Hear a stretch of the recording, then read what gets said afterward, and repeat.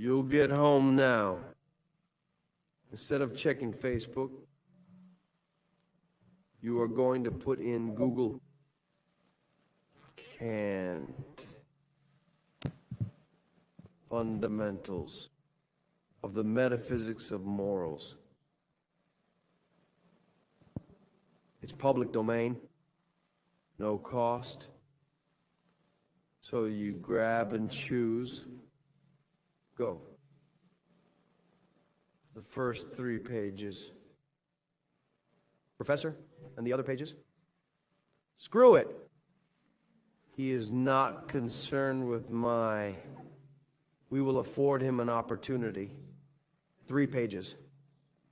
You select them, print them out, and read them. Professor, but 3 pages takes 1.5 minutes. No. It doesn't take that.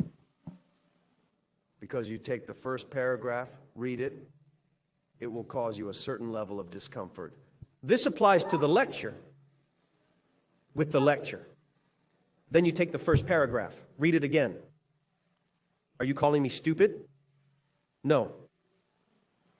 Or if I am calling you dumb, call me that too.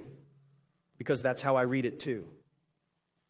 Read the first paragraph for the 3rd time and then proceed to the 2nd paragraph. Once, twice, 3 times. Therefore, you spend 1 hour just on 3 pages. Professor, this way I'll never know the end of the story. Then there is no end to the story. The rest of the book is as uninteresting as these initial 3 pages. You are not losing anything important. Just focus on the first 3 pages. And why is that? Because if you fail to undergo the experience of reading a difficult text right now, believe me, you will have missed the chance. The chance. And you will say, but I'm not interested in philosophical questions. No, it's just a matter of brilliance. Do you have brilliance? Do you know what brilliance is? Me saying, man, you are weak. You don't understand. Man, I go back home. That's the very first thing I do. I don't even use the restroom, buddy. I go there. Kant, the text appears. I will read it, and so on. Why? How is it possible for someone to write something that I cannot comprehend? It is impossible. I will read that garbage until I finally understand it. That is brilliance. Otherwise, the person disrespects you and you offer no resistance. You'll pick up Kotler there. There's a little sun icon. For you, that's the maximum you can achieve, buddy. You have a ceiling. It's inevitable. The wind blows, the tide ebbs and flows, the frog croaks, and you are just a marketer. Above that level, you cannot progress. You are validating the ancient Greeks. Born to be simple, right? That is not acceptable. This wounds your very soul. How can I possibly not understand? I was fed as a child. I consumed food. They gave me mother's milk. They gave me powdered milk. They gave me, I don't know what. The brain is the size of a normal brain. Neurons have neurons to spare. So damn it. If the guy wrote it, man, you will only understand what he wrote. You imagine that he had to pull that whole thing from scratch. It is just like the Pythagorean theorem. He discovered the theorem, and you only need to apply it to the right-angled triangle. The hypotenuse is this much. One leg is this much. What is the other leg? You just have to take the hypotenuse, square the leg, add, subtract, and arrive. And you get it wrong. You'll be a fool in jail, man. Damn it. Because that man in Greece, 5 centuries before Christ, discovered something that you, 5,000 years later, are unable to apply. Man, you need to eat alfalfa. You're going to be a fool in hell. So, of course, this is the kind of nudge. You're going to say, Professor, but what about pedagogy? Pedagogy can go to hell. You need to plant your rear end in that seat and enhance your capacity for thought, because you will apply that skill anywhere. Because if you only stick to Air at Aleto's show, easy stuff, little sun, audiences, and here's the company, then there's For the love of God, buddy, you know. In the 5th grade of primary school, one could already understand this crap. Take something serious. Have guts, even if it has nothing to do with you. Have guts. React. Professor, I have no desire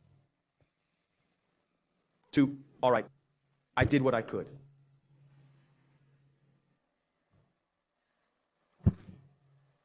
Because that's exactly it. What am I telling you? What everyone says? No, don't even take the text, man. That is meant for only 2 or 3 people. If the man tells me it's for 2 or 3, then it's for me. Where is the damn thing? It's like that concept by Bourdieu. I have told this story before, haven't I? You know that Bourdieu was my advisor. I was in a lecture, and he turns and says, I've definitely told it, but I'll tell it again. The circuits of social consecration will be more effective the greater the social distance of the object being consecrated. So I'm recording the professor's lecture. Then I go home into the kitchen so I don't wake up Joachim, who is my roommate, secretly. And he became a Supreme Court justice. To avoid waking Joachim, I go to the kitchen. The circuits of social consecration will be more effective the greater the social distance of the object being consecrated. Then you read the damn sentence. You read circuit of social consecration. Then you read the damn sentence. You read circuit, and you start to feel uneasy, buddy. Because you read the damn sentence 30 times and you didn't understand what the guy meant. That's it. So you have to feel uncomfortable. Why? Because your intelligence is your greatest asset. If it cannot cope with a simple sentence, then you are a defective being. On the other hand, to take a shit, I shit every day, which is great. No, it's what you have to understand. Then you approach the person and say, damn it, I didn't understand that sentence. And the person still mocks you, but it's an elementary sentence. Wow, it's liver grinding, man. How can it be elementary? I didn't understand. So this is the brilliance I'm talking about. It's this brilliance. It is this brilliance that will enable your intellectual advancement. Why is that? Because studying, honing your intellectual capacity, thinking with competence requires as much effort as developing muscles. Running, swimming long distances. It demands commitment, buddy. It requires dedication. It requires sitting your butt in the chair. It requires etc. So that's a bit the idea. That is, what did I do here? I gave you the keys to the castle. I made the bed. I made it easy. Now take the text, lie down, and understand. Why? Because there is no reason not to understand.